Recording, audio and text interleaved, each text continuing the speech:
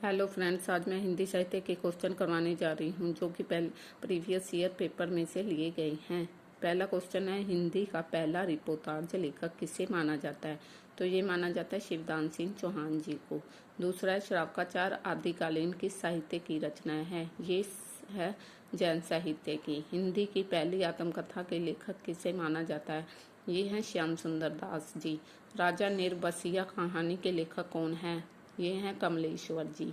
वीरों का कैसा हो बसंत कविता किसकी है? ये कविता है सुभद्रा कुमारी चौहान जी की।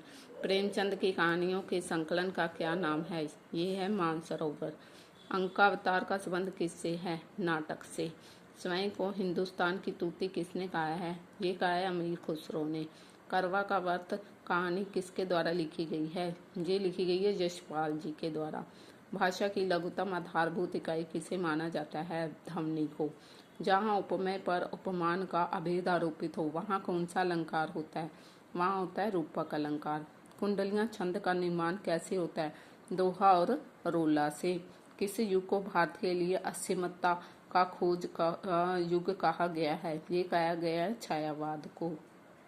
महादेवी वर्मा की रचनाओं पर किस दर्शन की छाप दिखाई पड़ती है? ये पड़ती है बौद्ध धर्म की। सूरदास को भक्ति भाव कैसा है? सूरदास का भक्ति भाव है सखा भाव का।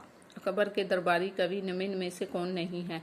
ये है श्रीधर। निम्नलिखित में से रसखान के गुरु कौन है?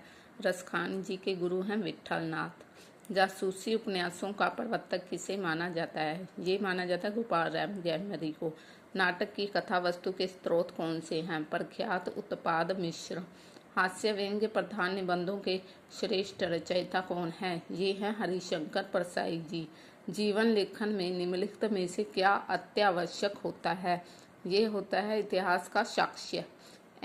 एकान्वित निम्नलिखित में से किसका अनिवार्य तत्व है? ये तत्व है निबंध का। वह कौन सा छंद है जिसमें दूसरे और चौथे पाद में 13-13 मात्राएं और पहले और तीसरे पाद में 11-11 मात्राएं आती हैं? ये आती हैं सोरठा में। प्रिय प्रवास की बात चलत ही सूख गया तीये कोमल गात, इसमें कौन सा अलंकार है? इसमें अतिशयोक्ति अलंकार। सिद्धों और नाथों की क्रमश संख्या कितनी है? सिद्ध है 84, नाथ है 9। अगर वीडियो पसंद आई हो तो लाइक करें, सब्सक्राइब करें, शेयर करें और कमेंट करें। Thank you.